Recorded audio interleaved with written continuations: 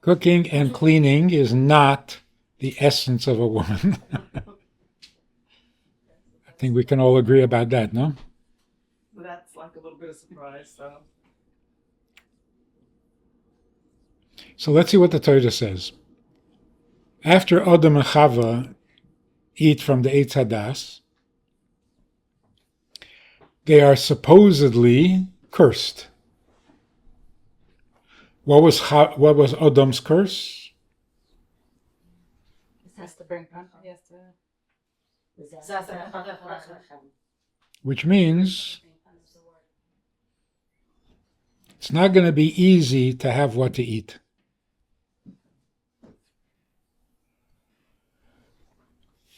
What was Chava's curse? That's a problem. That's a problem. And? It's going to be painful to bring children into the world. And raise them. Which is a curse? Right, that's a question. El ishech chekosech, you will yearn for your husband. Why is that a curse? Vohu yimshul bach, and he will rule over you. Yeah? That's a lot of curses.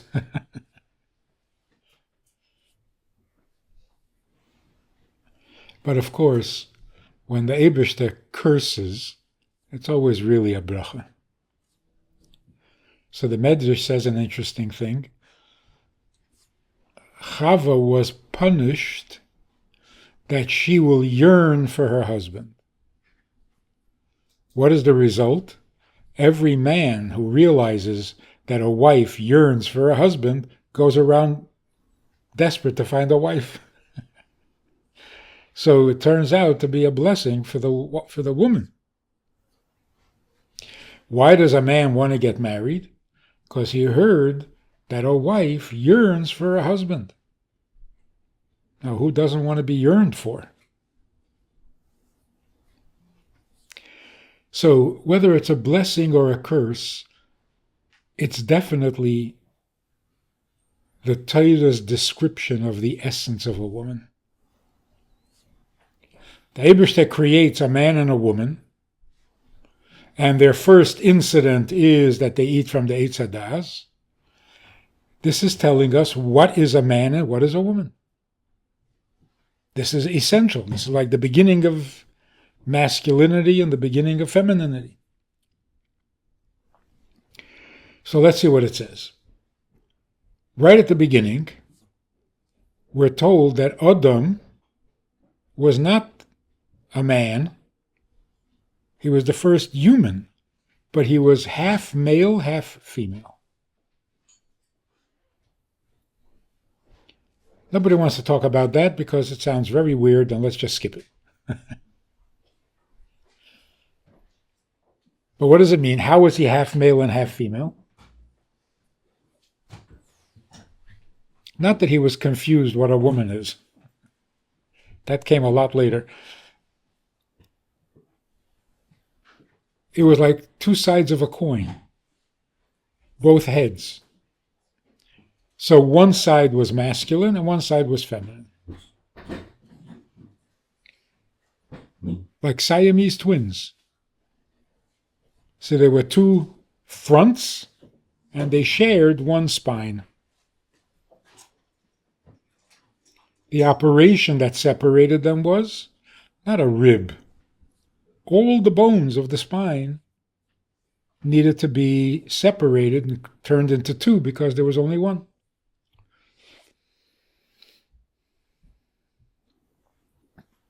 Then, as soon as they were separated, the Eibishter tells Adam, this is why you should leave your mother and father and cleave to your wife and become one. So what do we know so far? He didn't have a mother and a father. For all future generations.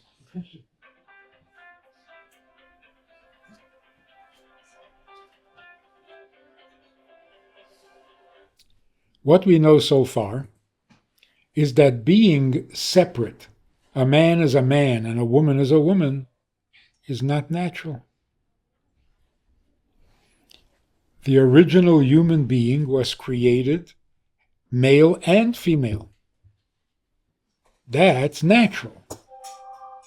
The separation came after. So it kind of tampered with their nature. We usually think it's a big improvement. That when they were first created, they were one body, and that was weird and bad. So the Eibishter corrected it by separating them. Obviously, that can't be true. He didn't create them wrong and then have to fix it. The real nature of a human being is to be male and female.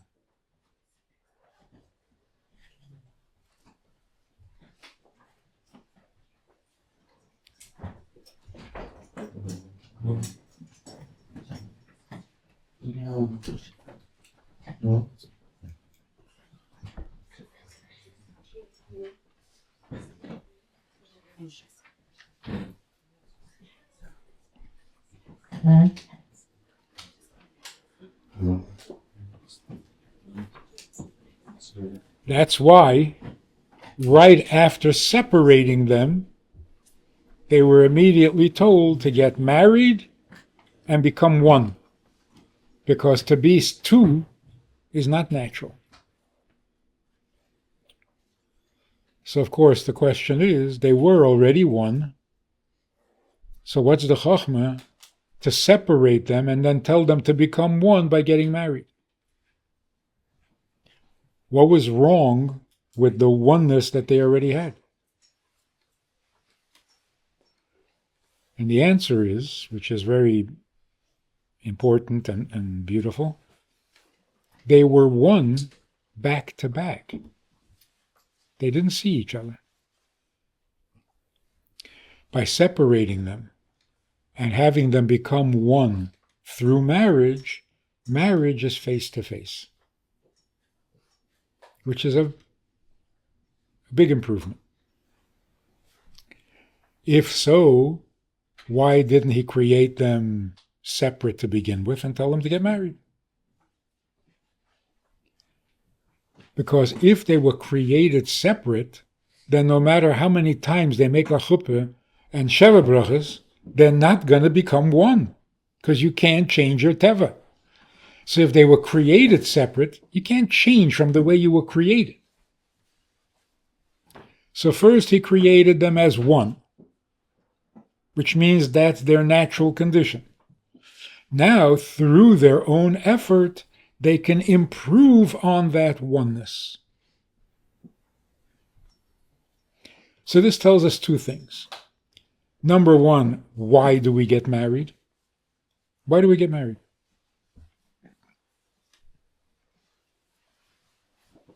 Because being separate is not natural. You're not a complete human being if you're only a man or only a woman. And number two,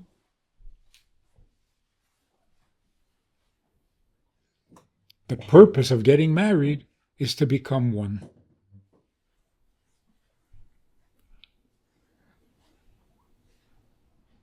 If we understood what it means to become one, most of our problems would disappear.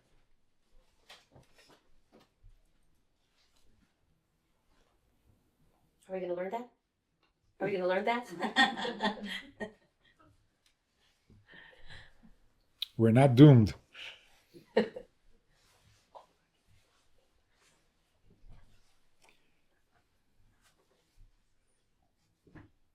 Okay. To become one, you need opposites.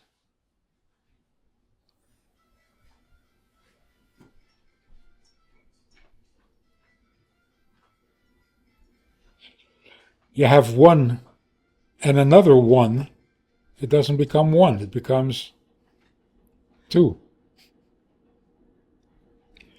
You can't have A giving and a giving become one. Two givers will never become one. There'll always be a war, competition. You can't have two takers because nothing will ever happen. Huh? They're both waiting to take, and there's nobody giving. So in order to become one, they have to be opposites, so that their existence doesn't clash. People think that because men and women are so different, that's why they can't get along. No, that's why they can get along. Two men can't get along and two women can't get along. But a man and a woman can get along because they're so different. If they both needed the same thing, there would be big trouble.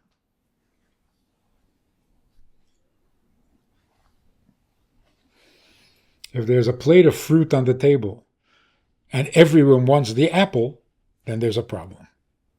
If one wants the apple and the other one wants the orange, no problem. You be who you are and I'll be who I am, not a problem. But then, how would you become one? Each would remain themselves. So here's the mystery. In order to become one, you have to be opposite. If you're opposite, how do you become one?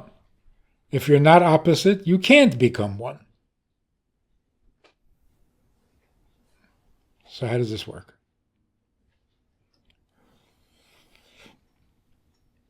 So the key is like this. In order to become one, the man and the woman have to surrender themselves. Give up what you are. Now it makes a little more sense. If we're both the same, and we both give up what we are, you're left with nothing.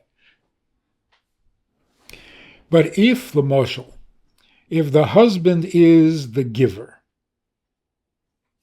and the wife is the receiver, he gives up everything in order to be a giver. She gives up everything in order to be a receiver. They become one. In other words, this is all very, very logical according to Torah.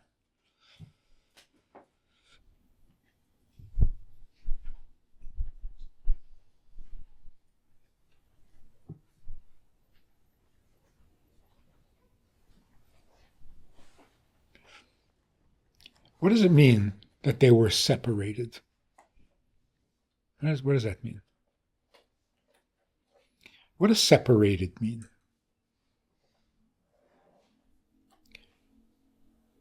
If the original nature is to be one, and you get separated, isn't the separation artificial?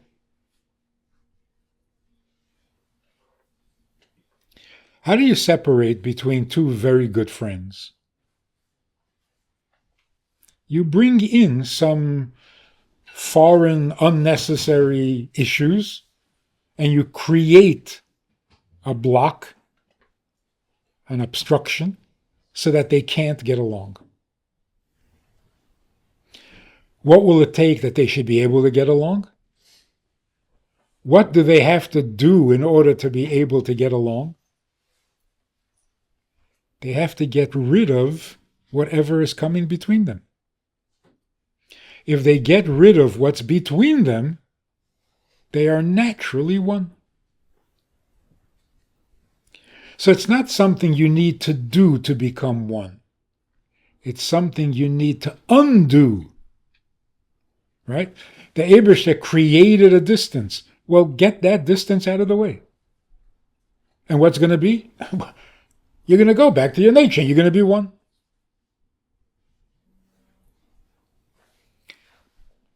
It's like if you have 2 drops of water on the table, next to each other. Why are there two drops? Water doesn't come in drops. Water flows. So why isn't it one? Why are they two? Because the air, scientifically, the air pressure keeps them separate, keeps each one in their own shape. What do you need to do that they should become one? Shake the table. Blow on it. Break the tension, and they'll become one. Naturally. So what keeps a man and a woman separate? Something is coming between them that's preventing them from being naturally one. What do you mean? There's something between them? Since the man is the giver and the woman is the receiver, there's a Yetzer Hara to remain the giver and not give, or to remain a receiver and not receive. That's Yetzer Hara. There's a masculine Yetzer Hara, there's a feminine Yetzer Hara. The masculine Yetzer Hara is ich will nicht. I'm a giver, but I don't want to give you. The feminine Yetzer Hara is I'm a receiver, aber ich will nicht.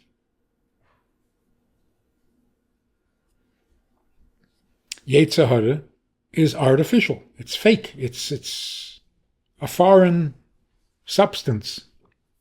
It gets in the way.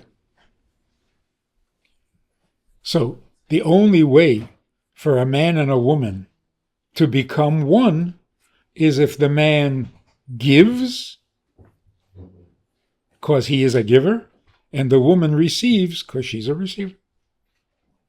So what does that mean? To give means give yourself away. There's a Yetzer Hara that doesn't want to give itself away. Why should I give you? I can have it all for myself. It's like a teacher who doesn't want to teach. I know the subject. I don't want to share it with you. So what kind of teacher are you? A teacher with a Yetzer Hara. A very selfish teacher.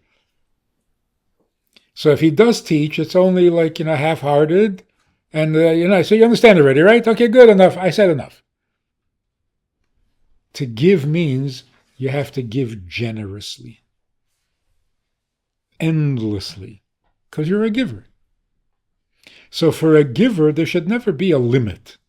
I gave enough. Say she gave enough. You are a giver. That's what you should be doing full time, all the time, even in your sleep. And if you're a receiver, what does that mean? It means I am capable of receiving guests, Lamoshel. I don't want to. I want all the food for myself. And if I do receive a little bit, Yetzer enough already.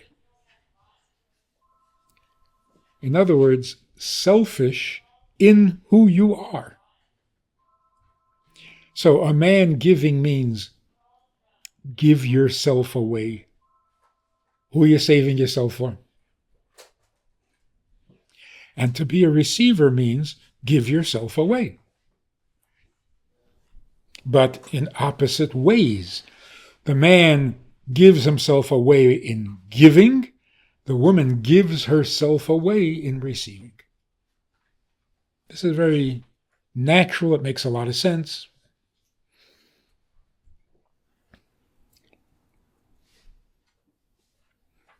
What's harder, to be a giver or to be a receiver? Receiver. And you're not just saying that because you're a woman. It's true. It is true. What's harder, for the Eibishter to do for us or for us to do for him? What's for us to do for him? He is the Habashefer. So he shafts. What are we? Much harder to be the receiver than to be the giver. But to understand it properly, the receiver is much more vulnerable than the giver. That's what makes it hard. It's so risky to give yourself away. Like, the man is the giver, yeah? He gives his wife all the money he makes. And she takes it and spends it. He's very hurt.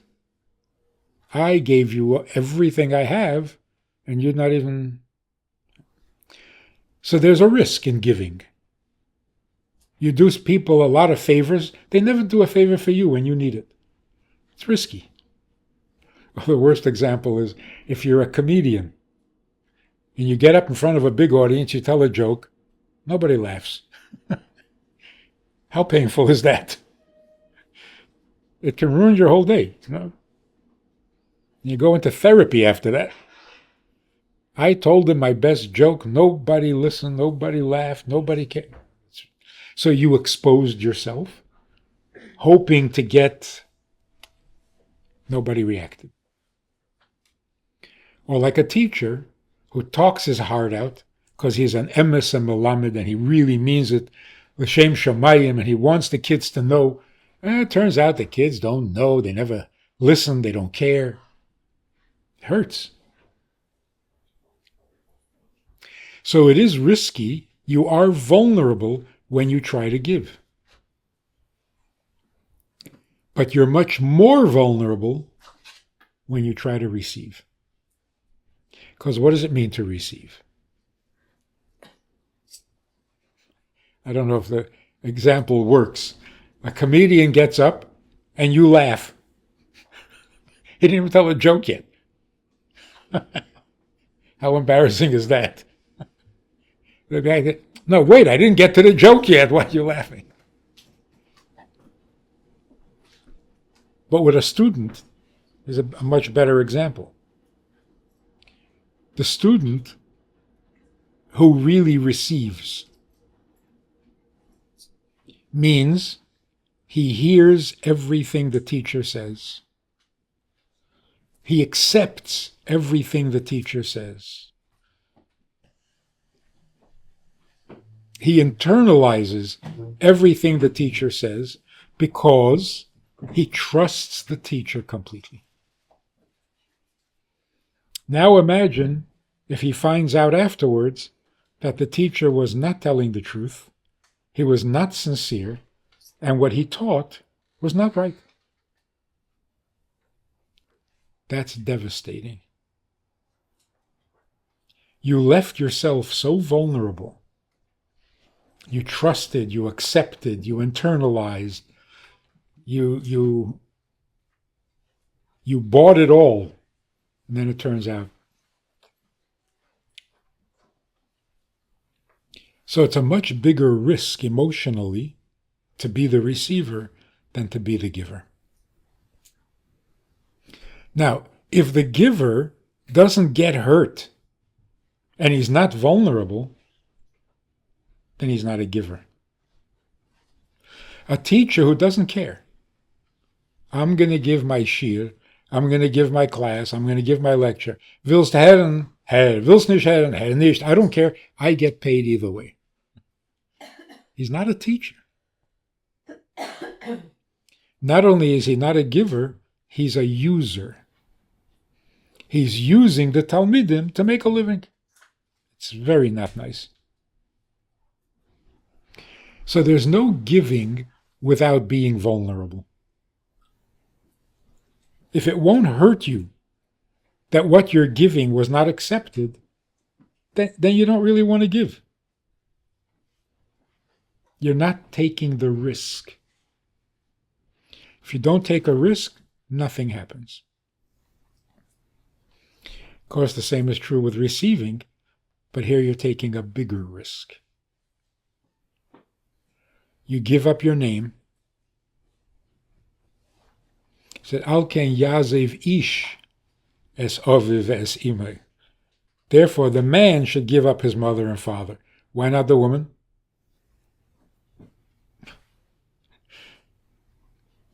The woman, of course, gives up her mother and father. She changes her name to his name.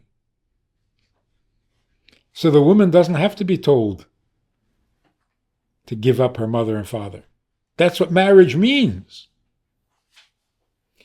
Marry a person, you marry a man, you have to take on his minhagim, even though your parents' minhagim were different. Why? You have to give up your parents in order to become one with your husband. But a husband can think, I don't have to give up anything. So the Torah says, no, you have to give up and be vulnerable too. If you don't give up anything to be married, you're not risking anything, you're not a giver.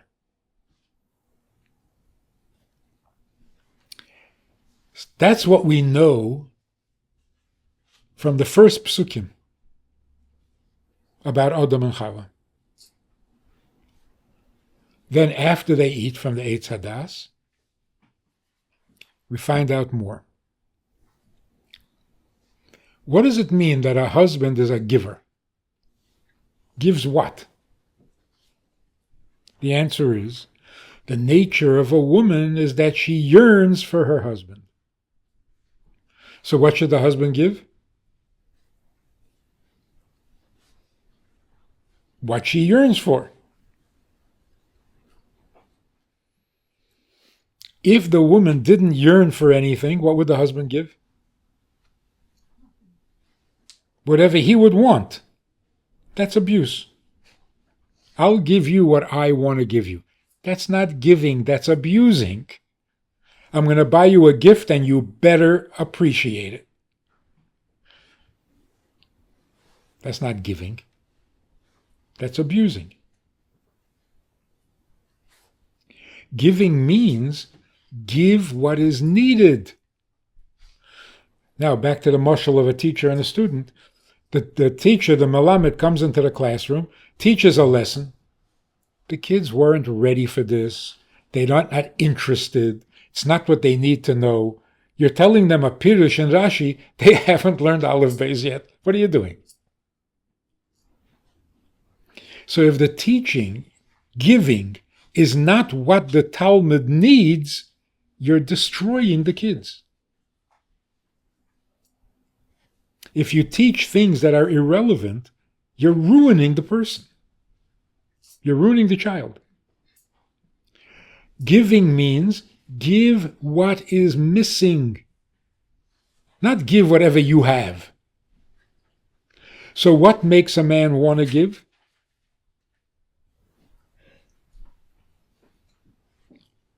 His wife's need makes him want to give what she needs.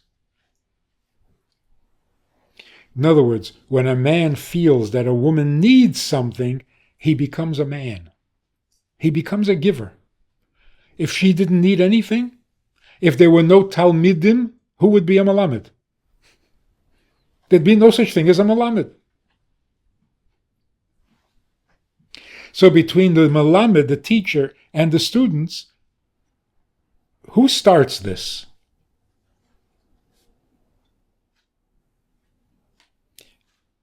If there's no teacher, how are the kids going to learn? If there are no students, how's the teacher going to teach? So, where does it begin?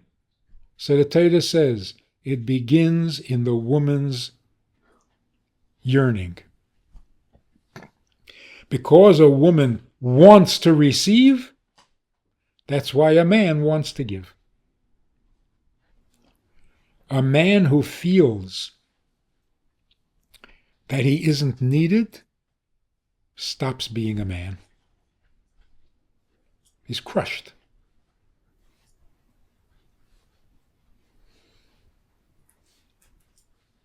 So, if we want to define, I think we're ready for a little definition. What is a man? What is a woman? A man needs to be needed. A woman is needy. Different? The woman is needy, the man is needed. That's a perfect combination. If you need what I have, this I should have made in heaven. But if I have what you don't need, it's not good. And if you need, but I don't have it, nicht kein shidduch. So a perfect shidduch means he has what she needs. So when she needs it, he becomes a giver. Between students and teachers, the student is the main thing. Because El Ishech Chukosech, right? The woman yearns for her husband. When? Before she's married, after she's married? Always. The man is the giver, and he has to work hard because b'zei asapecha teichal lechem. To provide what is needed is a job. So imagine there's a man and there's no women. Is he a giver?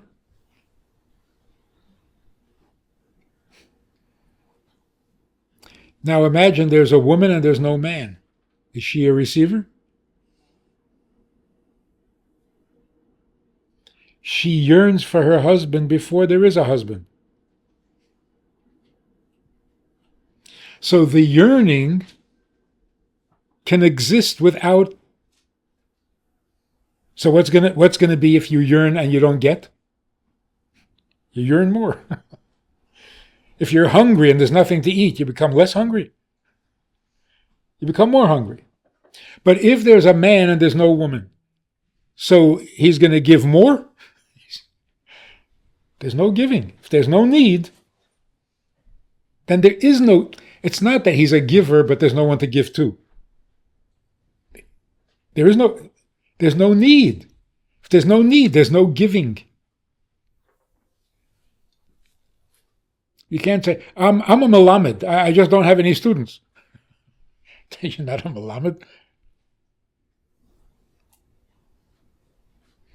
So this is why, interestingly, Adam and Chava committed the same sin. They ate from the same fruit. And yet she's punished that she will yearn for her husband.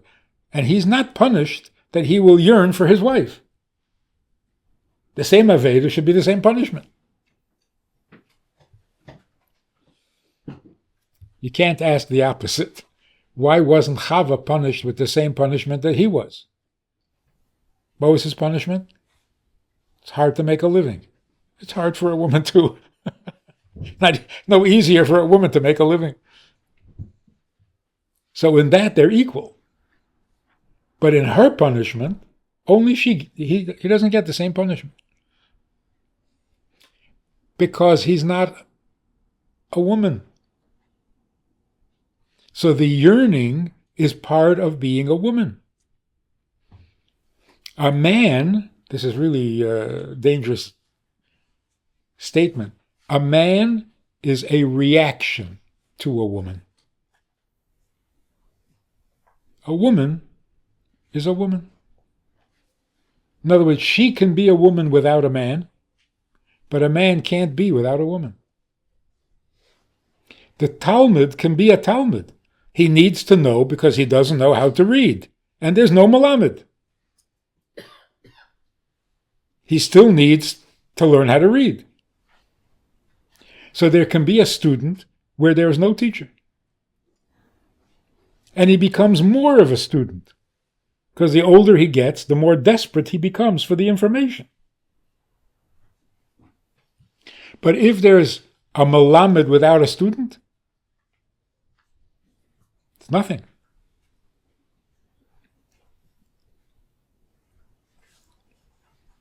So between a man and a woman, a husband and a wife, what is the main force? Her hunger.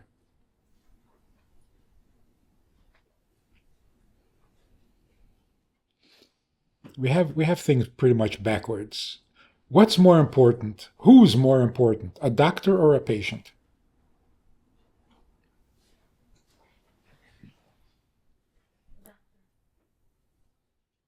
He's not a doctor without a patient. Doesn't have patients. The patient, of course, is more important. You know how important the patient is? We pay the doctor to cure the patient.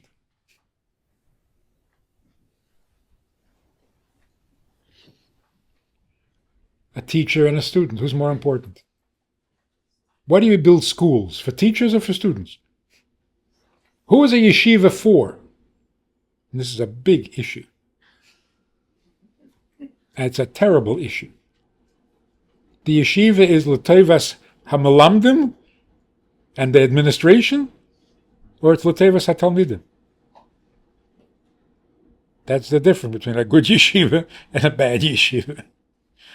The yeshiva is for talmidim, not for malamdim. Who's more important, the seller or the buyer? The landlord or the tenant? In a secular world, everything is backwards. The doctor is more important than the patient? And then the patient is in danger. I was arguing with this feminist years ago, when feminism was still popular. She says, there's more to a woman than giving birth to babies. I said, really? Like what? She says, like being a doctor. I said, you mean a pediatrician? What's the importance of being a doctor? To take care of somebody's baby. So without babies, who grow up, without a patient, who needs a doctor? So the only reason a doctor can make a living is because somebody had a baby. Nobody has babies, a doctor's out of business. The only reason there's a yeshiva is because somebody had a baby who now needs to learn Aleph Beis. How did the Melamed become more important? It's backwards. Democracy means, who's more important, the government or the people? In a dictatorship, the government is more important than the people. That's why it's a disaster. A democracy where the government thinks it's more important than the people is a double tragedy. So, the whole energy interaction between a husband and wife begins with the wife. Now, to be a wife is much harder than being a husband. Because it's a bigger risk. You give yourself away completely.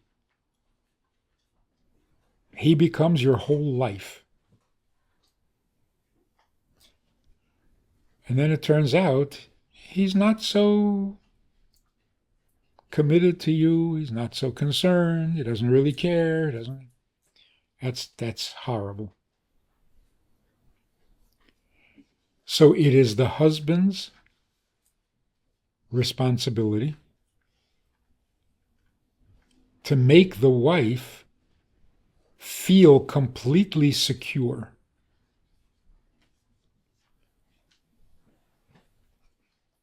He has to win her trust, because to give herself away to somebody, she has to really trust the guy.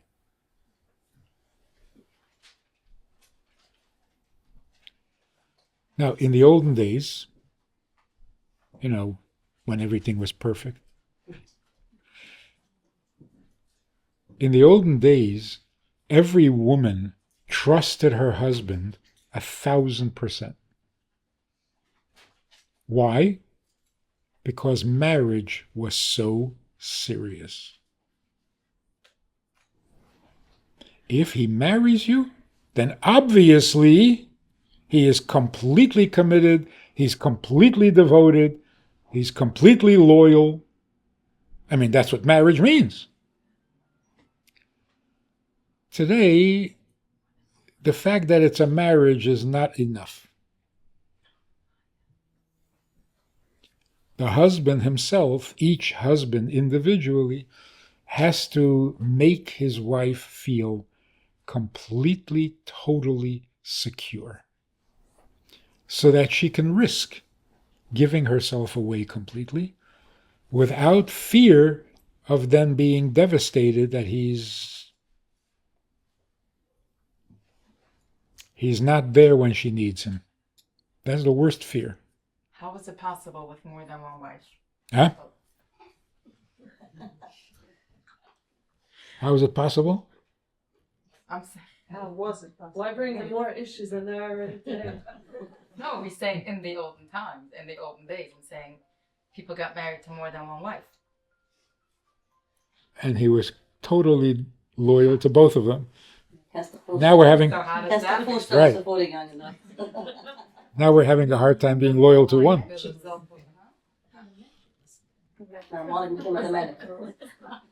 Actually, I wasn't going back that far. I'm thinking like, no, I'm talking about our grandparents, our great-grandparents. When they got married back then, so it was When they got married, the parents said, a completely different world back then. Huh? when they got married,